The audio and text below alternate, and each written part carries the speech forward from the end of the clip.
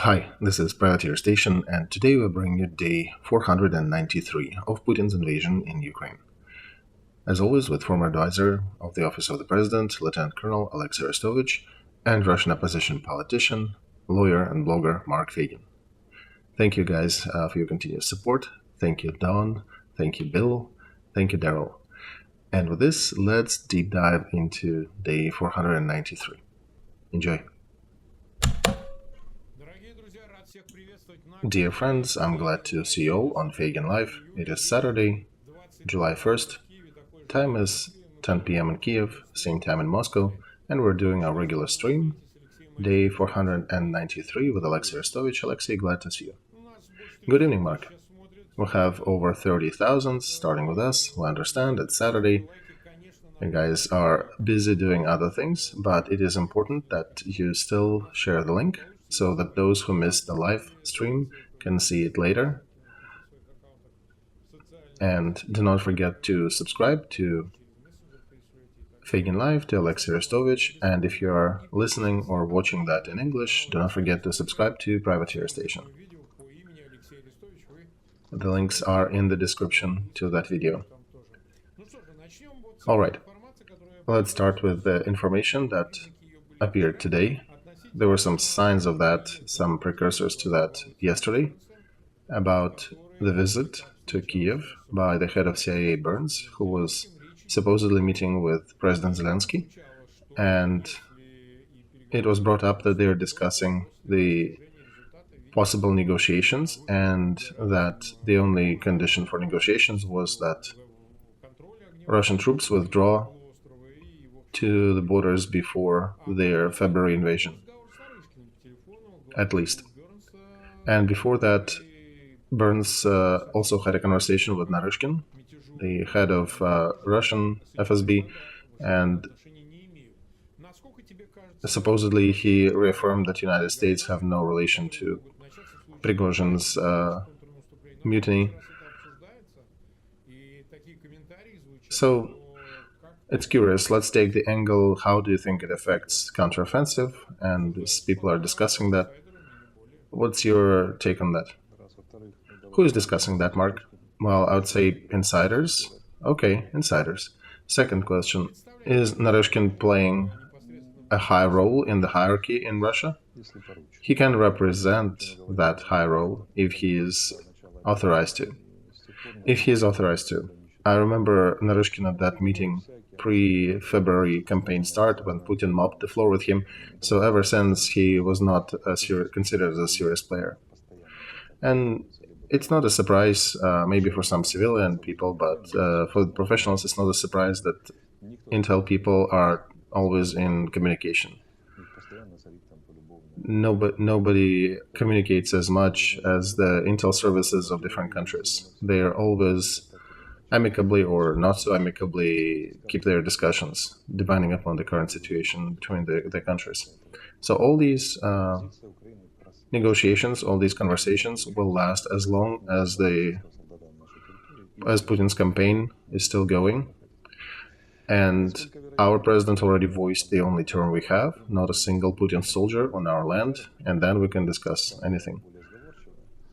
And perhaps, speaking of maybe there'll be a possible negotiation, right, we'll have to burn their butt a little more so they become a bit more amicable. And, if imagine that some time passes and we kick their butts out of the territory that they occupied, then of course we can talk. Otherwise, do you think they'll leave the territory? No, I don't think they will at their own volition. Exactly, and that means we're not talking until then. So, the way I wanted to bring that up in a context that how it is discussed. Counteroffensive cannot achieve a desired result. What is the desired result? Hang on, let me finish. So since counteroffensive cannot achieve the stated results, everything will finish with negotiations to compensate the impossibility of taking Melitopol and Mariupol. And that's how those proponents of that bring it up. Somebody, I think, is really running ahead of the train here. Because you can flip a question also and say, address it to Americans. How come you gave not enough weapons? How come you supplied so much that Ukraine cannot kick the invaders out? Imagine our president coming and posting that question. What will be the reaction, the public reaction in the world? So inside and discussions, that's one thing, but real politics and what is possible is a whole other. But one should consider that politics is conversations of everybody with everybody at all times, including times of war. It's just that some Ukrainians fret when they hear that there'll be more negotiations with Putin and that all these losses we suffered will be in vain or half in vain, because we were fighting for the existence of Ukraine, and that is not a question anymore. Right, that's not being discussed. But all these questions about possible freezing of the conflict, this is neither a position of our country, nor a position of our president, nor a position of our military and people. All right, very good. And we are starting a poll in our chat. Today, the question is, will the negotiations between Kiev and Moscow start in autumn? By the way, in those discussions about Burns, autumn was mentioned. So 3 options is yes, they will start, no, they will not start, and no, they will not start, it is fake. So please react to that and give us the feel of the opinion of our viewers. And our active participants in this channel will be getting some different merch items from our shop for your active participation, and we'll announce the terms of the prizes and all in the later streams. So please vote, it is important for us to see your opinion. We are being watched by 114,000 already, and we're continuing. So then the question is, the next one. Zaluzhny gave an interview to an American publication. I think part of that interview is has a bit of a upset tone, and he's addressing the question, or trying to pose the question, why expectations are not matching the reality. And he used a verb there, basically describing that he is tired to keep explaining that this is not a game, that people are dying, and we have to work in suboptimal conditions. If you could help us with airplanes, with aviation, it would be much easier. He only gave 4 interviews during the whole war. This is number 4. And he basically is leaning onto the Western audience to, I think, react and to support that push for aviation and other means. What do you think? Why do you think he would not be disgruntled? Because he's being asked to solve an insolvable from the military standpoint task. He doesn't have a full advantage or parity on the battlefield. He doesn't have aviation cover the way he should have. Russian jets can see us at 450 kilometers and shoot us down at 150, and we see them at 120 and can shoot them maybe at 60. So it's difficult to spar in the skies. Also, speaking of Crimea, Russia has a bunch of airfields there, so very short shoulder of refueling, reaction, and all. So this is not good. How can we change that? Well, that's what he was talking about. Give us ATACMS, give us jets. This is what American senators, this is what American military people are talking. Everybody with some sense are discussing that, but the decision is made by American president and a few other people. And now another question. People are sitting there as that waiters from the picture and awaiting some results from Zaluzhny. And our soldiers are doing what? They're walking across the landmines. They are facing machine guns in their progress. Every day is a heroic act for them to continue walking. It is difficult. Who put Zaluzhny in these difficult conditions? Who gave Russians 9 months to dig in? about the ecological consequences of that. Anybody is discussing that yet? And 1 day of putting landmines is equal to 3 days of war moving across them. And we gave them what? 9 months? And another one, these mines will have to be cleared after the war. It'll take us years to clean all that they've done, all that mess.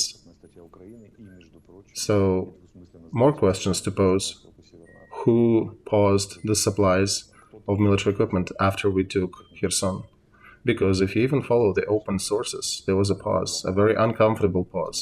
And there were discussions with Putin, I understand, by some of our allies, and they were appealing to him, trying to convince him to change his position. So all that, of course, is disturbing. It is disturbing for me as well, and that position of our allies who are expecting the impossible results with the level of effort that they provided. And I'm a little tired to filter words now. Oh yeah, please bring it up the way you want to post it. Are you guys fucking scared of that dumb fuck who ran away from Moscow when he saw 8,000 coming to it? You guys with 300,000 military in Europe, with tens of thousands of missiles, of tomahawks in the first volley. And you're still fretting when you hear the name Putin, and you still cannot shut off the valve that finds gray schemas to supply microchips to Russia, so they can fit that in their missiles that fall on the heads of our women and children and civilians. What's going on? Is that convincing enough? Yeah, I think it is.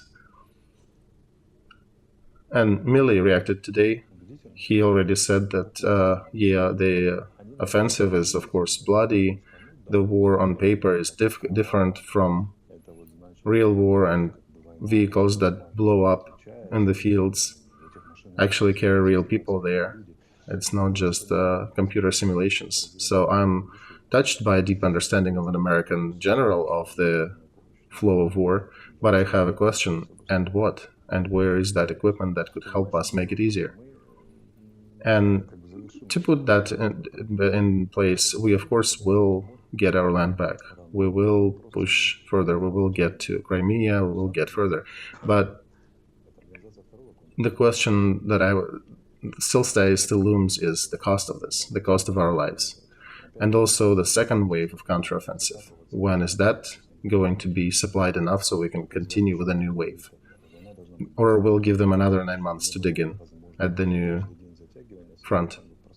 And that's why there are a lot of questions to our allies about gray schemes, about gray 300 tankers that carry cargo, about microchips that are mostly American-made, that go to Russia, and then they're being inserted into calibers and all this, daggers, kinjals, and 300s and others. Because our intel at the end of winter was giving an estimate that Russia can make maybe 80 missiles per quarter, and now, according to our new data, they can make 80 per month. Why? Because more parts are coming through different gray schemas through United States, from United States through third parties, and they now have capacity to build that.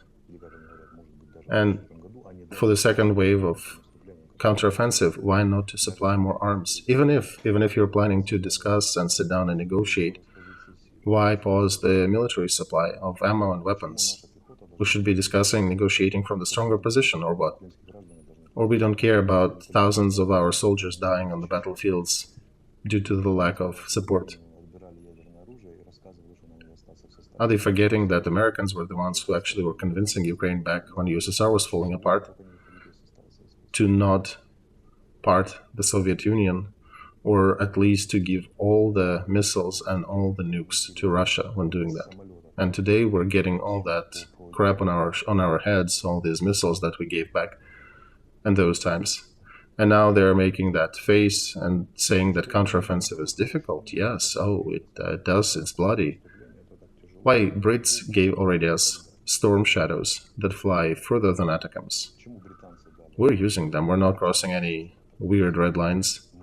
Storm Shadow can reach 500 kilometers, and Atacam's 300. So where? Why? What do you think we'll hear in Vilnius? More statements that everything will be alright? And that they still cannot put a leash on one fucked up urban? Oh yeah, he is a character, for sure. The guy who's spewing insanities that even Putin propagandists do not afford themselves to speak on the first channel in Russia, who blocked 50 billion euro supply to Ukraine. What is that money? These are kids who are not being born in hospitals. These mothers who do not come in Ukraine. This is infrastructure that is being destroyed. This is how they're killing us with this. And all these EU and NATO people cannot find a channel to hit on that urban and make him vote together. What's happening?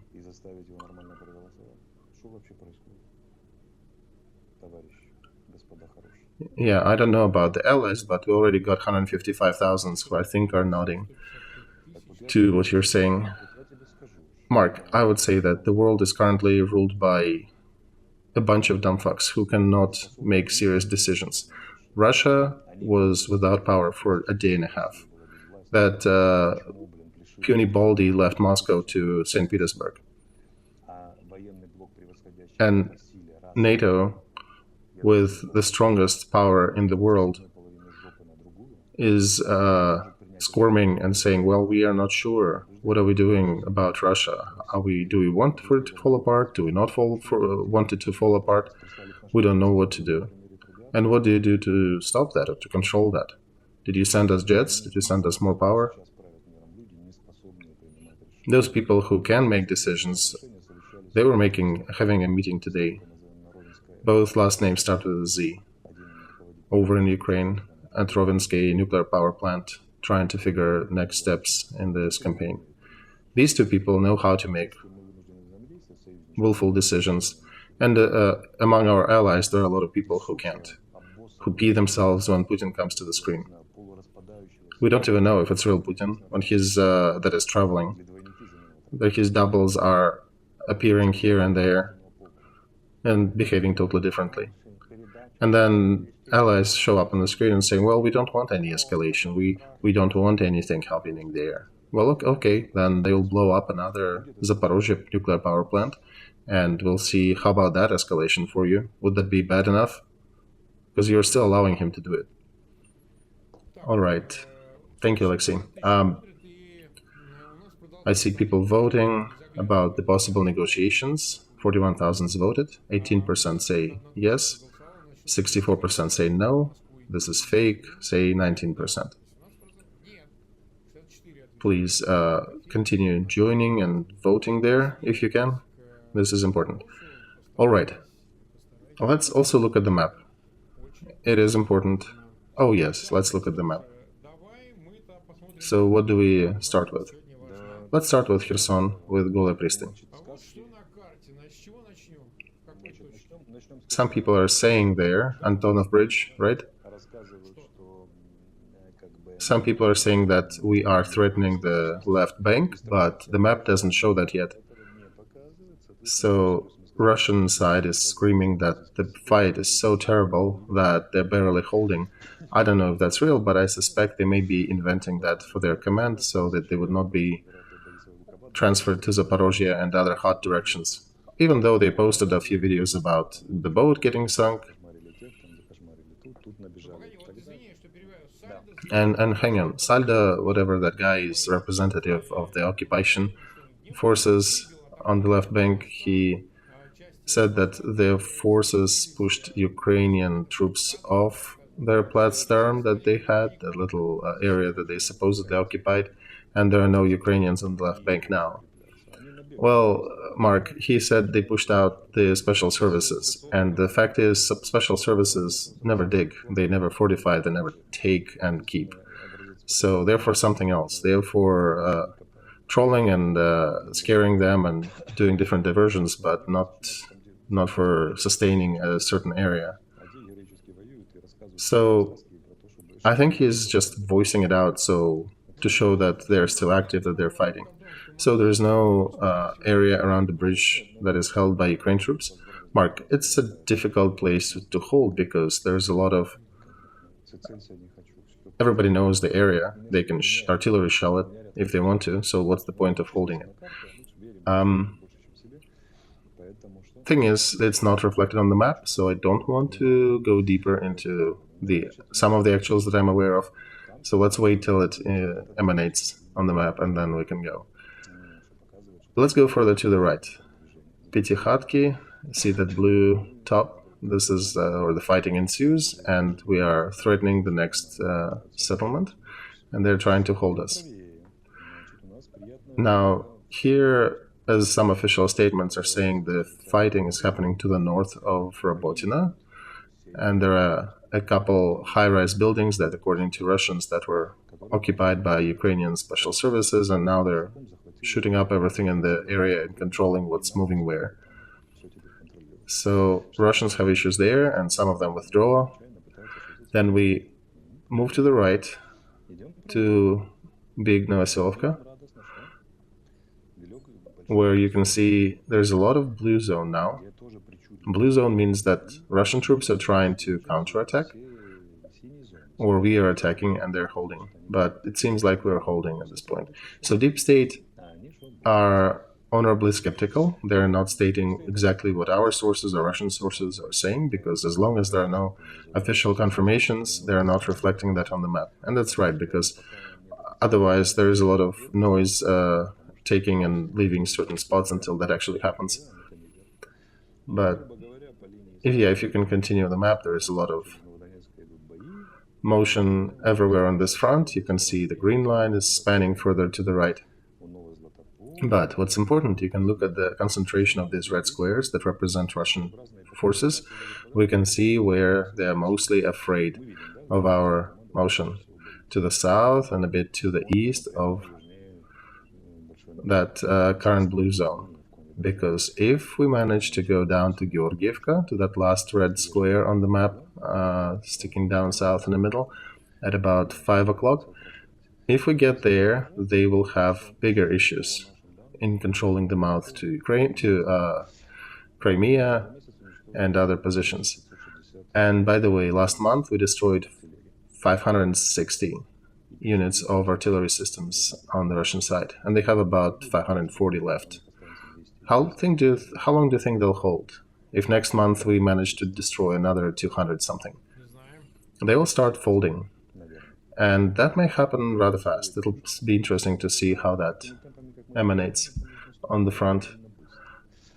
Now, if we go to the eastern front, they're trying to attack Georgievka. Let's take a look at Pesky, Vodяное, Opытное, next to Donetsk. That's where they threw some reserves, and they're trying to push to Pervomayska. See that red protrusion sticking out at 3 o'clock. That's where they're trying to push forward. There is a red arrow there. Now, near Avdiivka, all of a sudden you see there is a green area up north. Do you know why? Because we are holding that area now. We didn't before. And this is a mixed area of the front where in some parts we take positions, in other parts they try to push. But here they do try to concentrate the troops, especially on the south, and they're trying to break through our defenses. It doesn't quite work for them, but they're really trying. Then let's go to the south of Bakhmut. There, near Kurdyumovka, there is another protrusion that is almost getting to the road between Bakhmut and Gorlovka. And it seems like we are already on the outskirts of that road. And according to the map, people on the Russian side are concentrating their sources to try to take back that road and that position. Same situation near Klishevka. And they're trying to counterattack soon. Then in Bakhmut itself, apparently there is some fighting happening for some streets already on the western side of town. Then to the north of it, Orekha-Vasilievka, where the diagonal road enters the red zone, that's where the Russian side is counterattacking. And as they claim, they even managed to push our troops back a little. They're trying to restore their situation because we cleaned the western bank of the Jordan River, and they're trying to clean their bank to keep the natural border divider between the troops. So we'll see if they succeed. Now let's go higher to Bilogorovka. See that green protrusion at 3 o'clock? They really don't like it. They're trying to eliminate it. See the 3 arrows from the bottom targeting it? They're trying to destroy that protrusion, but they're failing to do that because this is one of the most battle-worthy brigades that we have. And if anybody can fight, these are the ones who set example how to. They have 2 numbers in their name, and it's very well known in Ukraine. They very often post videos from that front. So, yeah, they're not succeeding in pushing these guys out. And same thing from the north, you can see a few red arrows. They're trying to solve the same issue of connecting to different groups, and Bilogorovka is like a bone in their throat, and they're doing their best to solve it, but they don't know how to yet. And if you go to Torskaya, up north, it's a whole regiment of paratroopers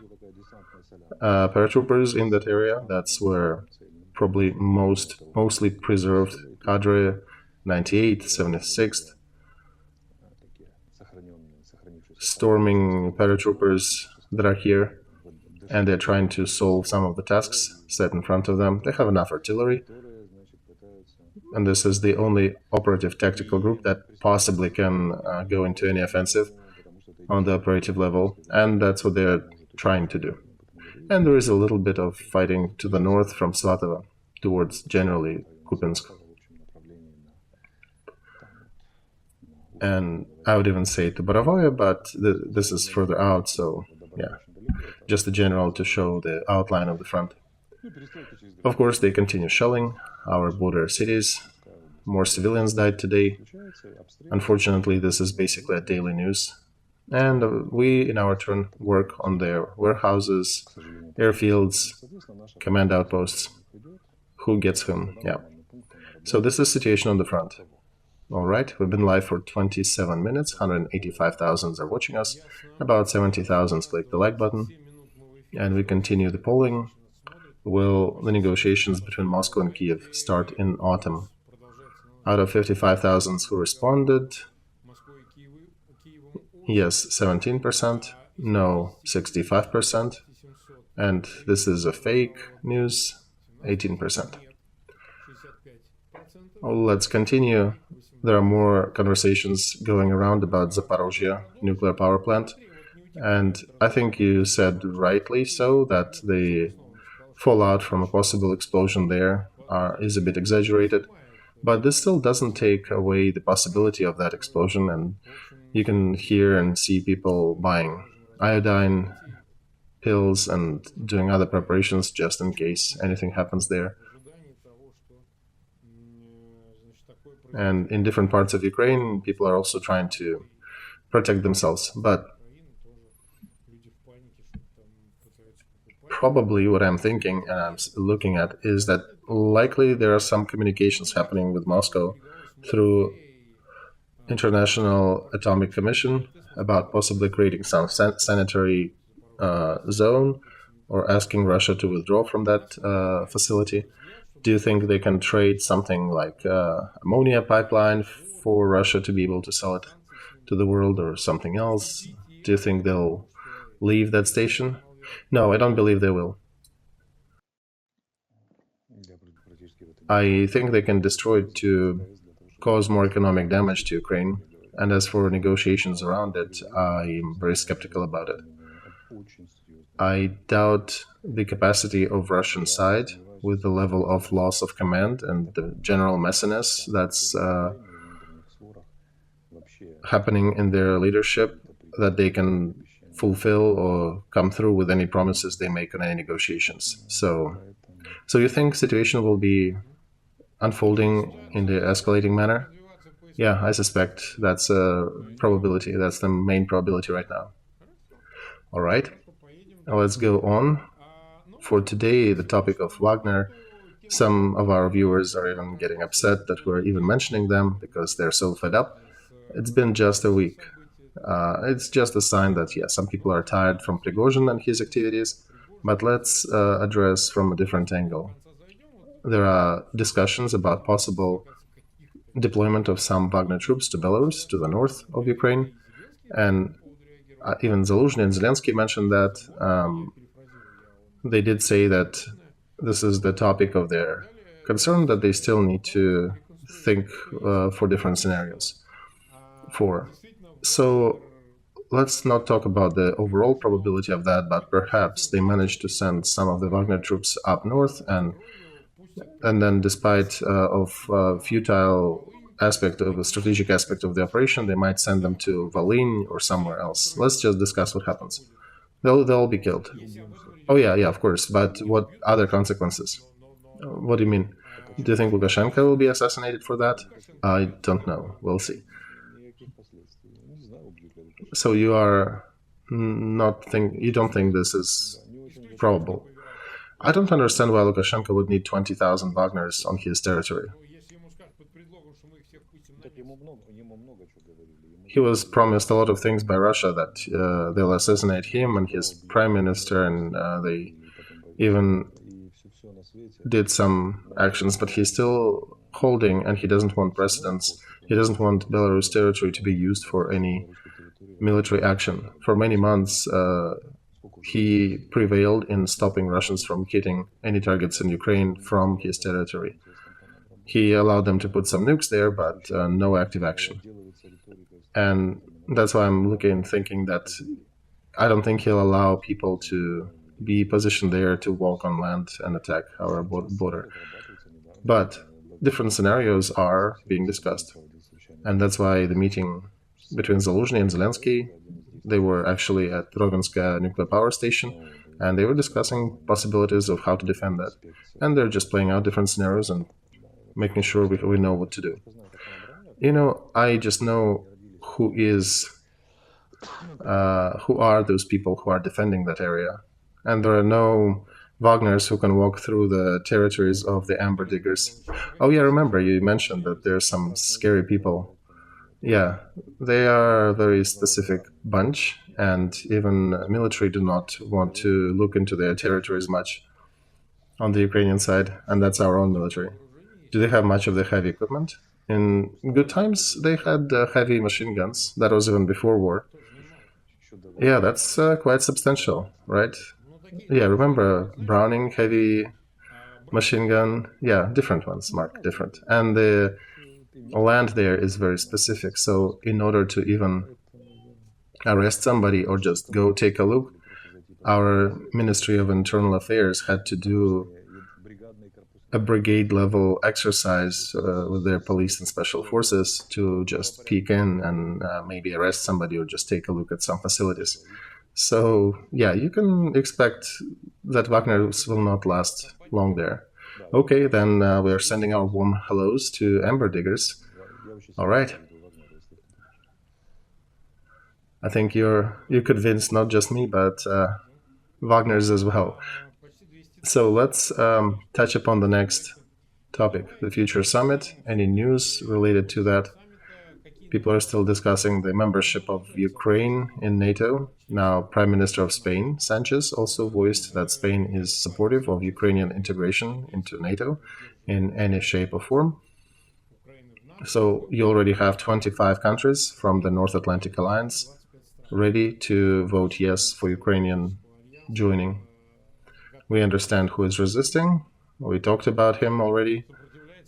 But overall, how much does it bring the date closer, or any solution on that closer? It might be bringing it closer, but I'm skeptical. I'm thinking that it's a cold shower situation for us. So do you think they won't even compensate that with anything? No, there will be some compensation. They will be providing military aid. There will be likely serious conversations about security guarantees, but I doubt there'll be any calendar decisions, milestones, and in official invitation to join. So they'll probably finish with official statements that we are with you, we are generally on that trajectory, and that's why some of the official people are saying that our president might not go there at all. Oh yeah, he, I think, said it himself. See, yeah, some very official people are saying that. Okay, so I don't know. I think Reagan, probably looking at all that from somewhere, doesn't know whether to cry or to laugh. Well, that's what we have, right? Poland, in the face of Prime Minister Morawiecki, is asking to place some nukes on the territory of Poland. We understand that this is a political approach to possible decisions to be made on summit of NATO in Vilnius.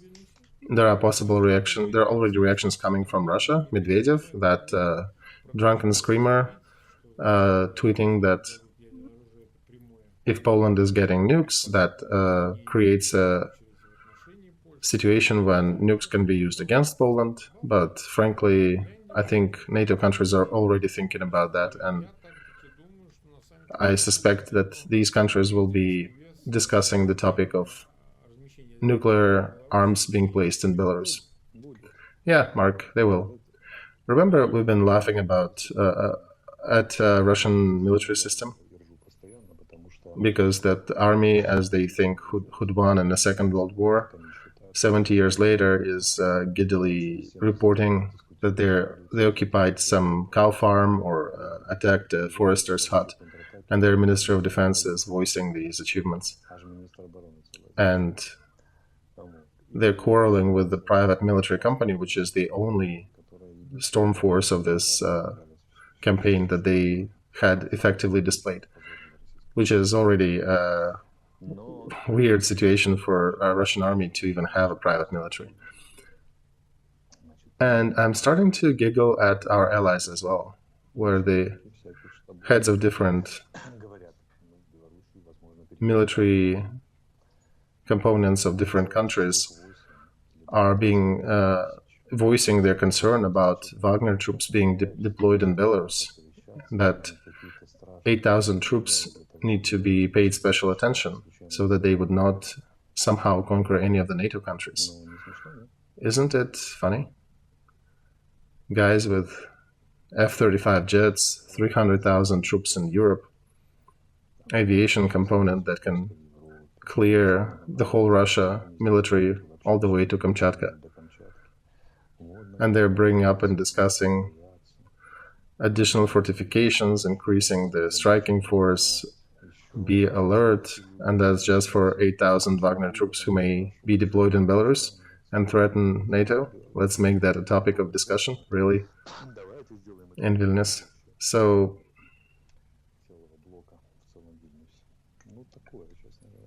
yeah, I think it's a shame on both sides of the front.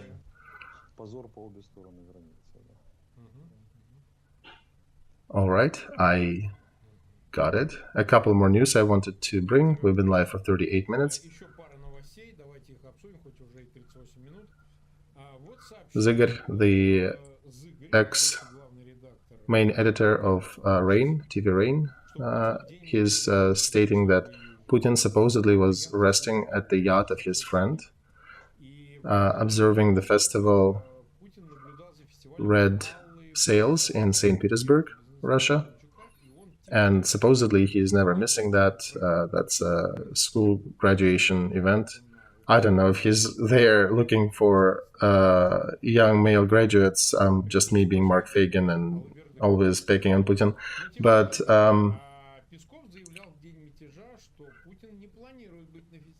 Peskov mentioned that he was not planning just a few days before that he is not going to that festival. Do you think he actually was there? Do you think, because people were talking about other places where he was? Oh, I think it's the fairy tales of Viennese forest. Why? Because what yacht? Why? Oh, St. Petersburg yacht. Oh yeah, in St. Petersburg maybe. But I think he was probably watching everything from a submarine or from some bunker. But just make sure that he has a connection so he can check if Wagner is already in Moscow or not. if he'd taken Kremlin yet.